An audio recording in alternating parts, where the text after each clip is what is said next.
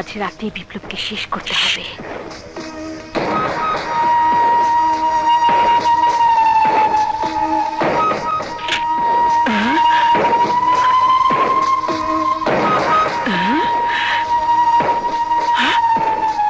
মেয়েটা কোথায় যাচ্ছে?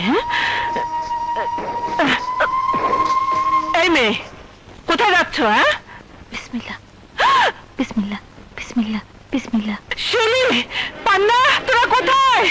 শিউলি, দাদি। সর্বনাশ, ও তো দেখছি পাগল, রাত দুপুরে ছুরি নিয়ে হাঁটে। ওকে ধর। আমার মনে হয় ওরে জিনে ধরছে। আমি পারবো না বাবা। শিউলি শোন। দাদিমা, কি হয়েছে? দেখ, গোবর ঘুরে ছুরি নিয়ে হাঁটে। সর্বনাশ, ওর হাতে ছুরি। ও যে কোনো সময় তোমার মুখে বসিয়ে দিতে পারে। ওকে দাদার ঘরে রেখে আসো। হ্যাঁ, তুই ঠিকই বলেছিস, ওকে বিপ্লবের ঘরে রেখে আসি। কি বলছে দাদিমা? ও আমার ঘরে থাকবে মানে? হ্যাঁ, থাকবে। কি খুনি মেয়ে রে বাবা, ঘুমের মধ্যে ছুরি হাতে নিয়ে হাঁটতে থাকে। তাই বলে আমার রুমে কি করে থাকবে? আপা, তোর রুমে ওকে নিয়ে যা। মাথা খারাপ? ওকে নিয়ে আমার রুমে যাই আর রাতের আধারে ও আমার গলা ফাঁক করে দিক? না বাবা না, মৃত্যুদূত সাথে নিয়ে আমি ঘুমাতে পারবো না। আপা, দাদিমা, দাদিমা, ও যদি আমার বিছানায় ঘুমায় তাহলে আমি কোথায় ঘুমাবো? মাটিতে বিছানা বালিশ নিয়ে ঘুমা, আমি বাইরে থেকে দরজা বন্ধ করে দিচ্ছি। দাদিমা, তুমি কোথায় যাচ্ছ? দাদিমা, দূর ছাই, কি যে করি বিছানা। না, আমি নিচে শুই, আপনি উপরে শোন। না, কি করছো? তুমি বিছানায় যাও, উপরে উঠো, আমি নিচে নিচে নিচে বালিশ নিয়ে ঘুমে পড়বো। তুমি যাও, যাও যাও।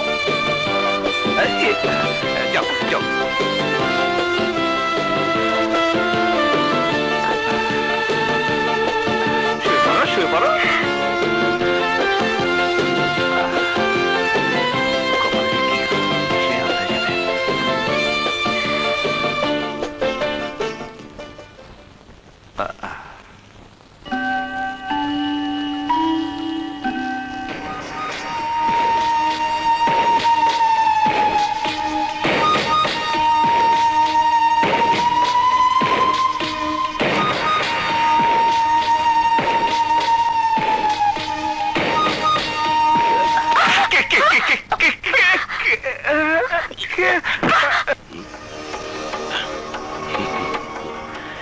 এবার ওই বিপ্লব বুঝবে মৃত্যু কত ভয়ঙ্কর।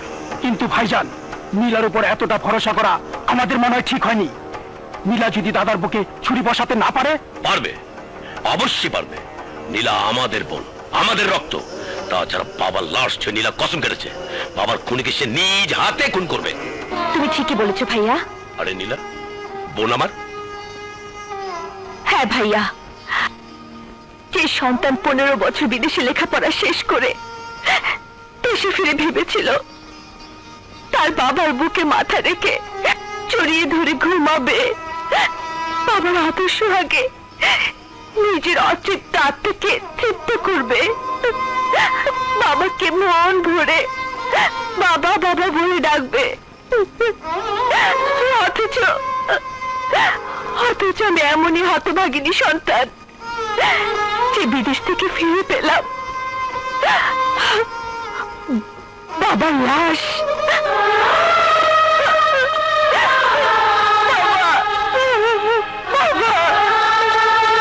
বাবা কথা বলো, বাবা আমার সাথে কথা বলো, বাবা কথা বলো।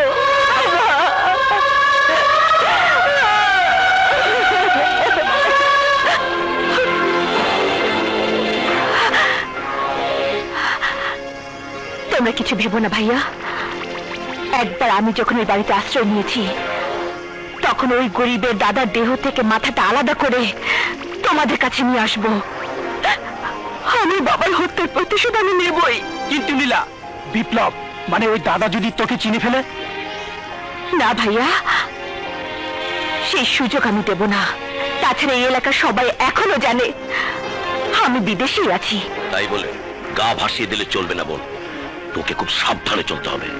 যতদিন পর্যন্ত বিপ্লবের লাশ তুই আমাদের উপর দিতে না পারবি ততদিন তোর এই বাড়িতে আসার কোনো প্রয়োজন নেই। আমাদের সাথে ফোনেই তো সব কথা হবে। ওকে ভাইয়া।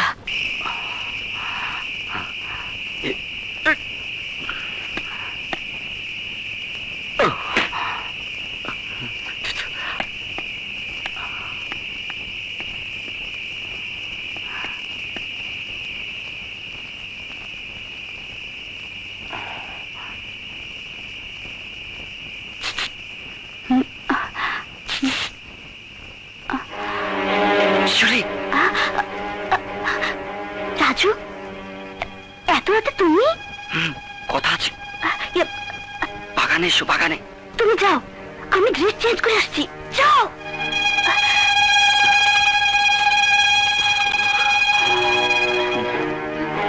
রাজু, তুমি এত রাতে? হ্যাঁ শিউলি, কোনো উপায় ছিল না, তাই আসতে হলো। কি হয়েছে রাজু? আমার অ্যাপয়েন্টমেন্ট লেটার এসেছে। 5 মাসের জন্য তোমাকে ছেড়ে আমাকে অনেক দূরে থাকতে হবে। 5 মাস? এই 5 মাস আমি তোমাকে দেখতে পাবো না রাজু। এতটা সময় তোমাকে ছেড়ে আমি কি করে থাকবো? তোমাকে ছাড়া একটা মুহূর্ত যে আমি থাকতে পারবো না রাজু। শিউলি, আমারও যে তোমাকে ছাড়া ভালো লাগে না, তাই তো আজ তোমাকে মন ভরে আদর করতে ইচ্ছে করছে।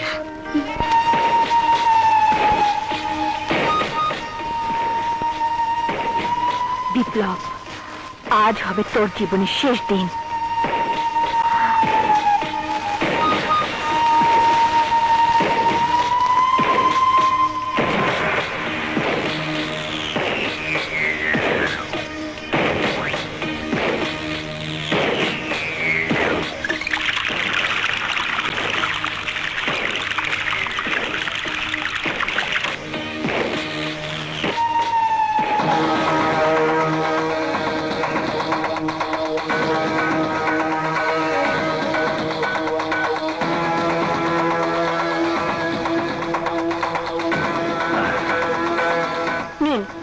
আপনার জন্য। আমার জন্য? সকালবেলা নাস্তার পর ফল খেতে হয়, তাই নিয়ে এলাম। খুব ভালো করেছো, কিন্তু আজ প্রথম তুমি আমার জন্য নিজের হাতে খাবার নিয়ে এসেছো। আমাদের বংশের রেওয়াজ অনুযায়ী এই বাড়িতে কেউ কিছু নিয়ে আসলে সেই খাবার প্রথম তাকেই খাওয়ানো হয়। তাই আমি নিজের হাতে তোমার নিয়ে আসা এই ফল আমি তোমাকে খাওয়াবো।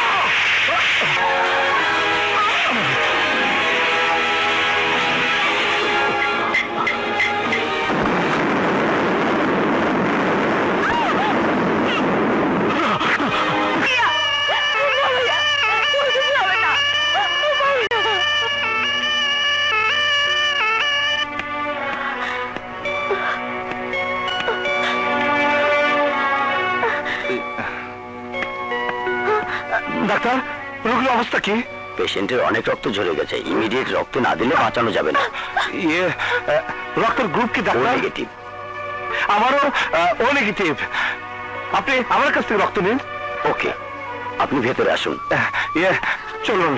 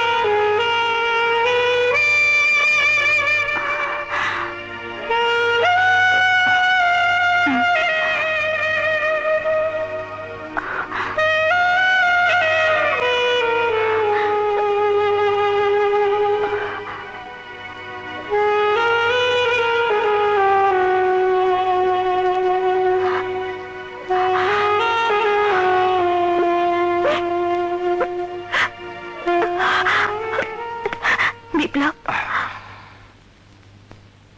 না, আমাকে আর কিছুই বলতে হবে না, সব আমার কাছে পরিষ্কার হয়ে গেছে। তুমি রাশিদ খানের মেয়ে নীলা। তোমার বাবার হত্যার প্রতিশোধ দিতে আমাকে তুমি খুন করতে চাও? না, করো, খুন করো আমাকে। একটা কথা মনে রেখো নীলা, এই বিপ্লব শুধুমাত্র অপরাধীকে শাস্তি দেয়,